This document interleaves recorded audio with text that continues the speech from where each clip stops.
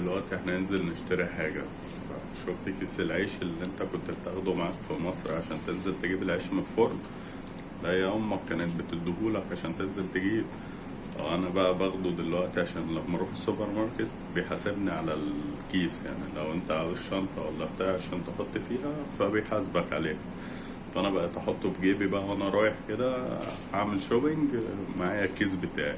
بعد ما يحاسبني الكاشير باجي لامم حاجتي وحطه فيه. تمام. فانت بقى بتحافظ على هنا على ايه الشنط كمان. يعني انت مش مش اللي هو بقى لامبرجيني وبتاع فوقك من الشو ده. لا، بص شنطتي شنطة سفر مرمية فوق الدولاب. فانت ايه كيسك معاك، يلا بينا.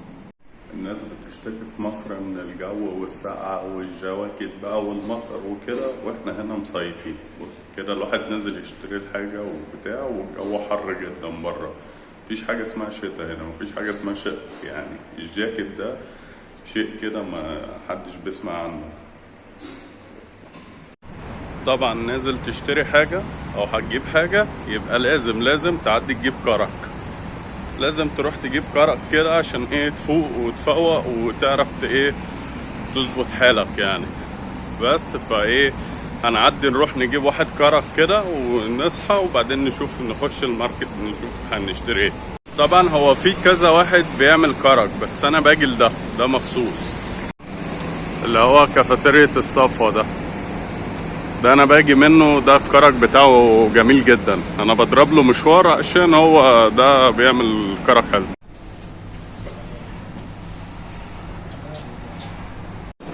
بص دي اول خطوة في يومنا بعد الصلاة، ان انا اجيب كرك.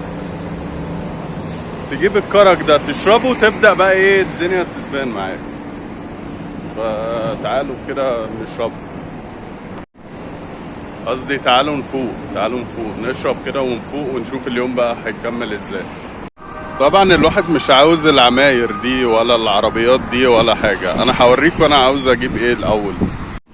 بص يا ابن بلدي، فكك بقى من العربيات ومن اللي انت شفته ده خالص ومن الحاجات الفئة اللي ملكش دعوة بيها خالص، وخليك بقى ايه في صف العروض ده. صف العروض ده اهم حاجة بالنسبة لك.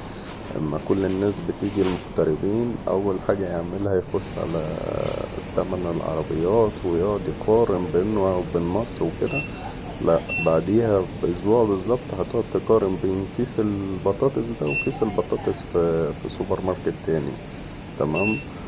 وانهي بيعمل عروض وانهي ما بيعمل. بص البلوبيف ده طالما عليه عرض خده، في عرض وارخص. وطبعا انت بتلف في 100 سوبر ماركت عشان تشوف اللي اقل 2 درهم ولا حاجة، فاهم؟ ففكك بقى ما تقعدش تتوهم بالعربيات اللي بره والفيلم ده. وطبعا طالما جبت بلويف هات بيض، بس ما تجيبش البيض ده عشان مش هيكفيك يا ابن بلدي. تمام. وايه هي طاسة واحدة اللي هتعمل فيها الهيصة دي كلها عشان انت بتروح تشتري الطاسة.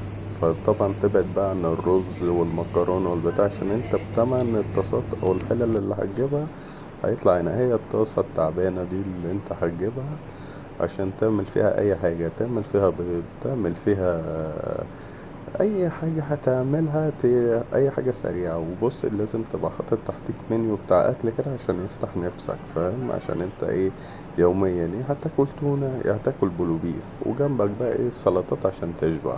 ماشي، اعمل زي السويسي. كلت بقى وخلصت اكل، لا بقى مش هتقعد في البيت، هتخرج بقى، فاهم؟ وهنا بداية البحث عن العمل، بتصرف اكتر من اللي هتقبضه في العمل. تمام. وهتشوف عالم موازي بقى. يعني انت كنت عايش بقى بتاكل طعمية وتونة وبتاع، هتلاقي عالم تاني بقى. بص معايا.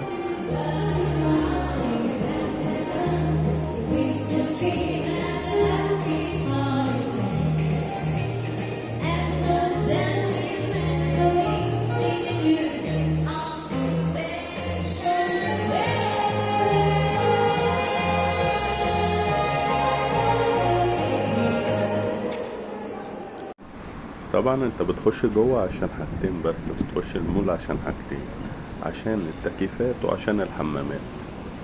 غير كده اوعى خيالك ياخدك في حتة تانية عشان لو خدك هناك مش هترجع، فاهم؟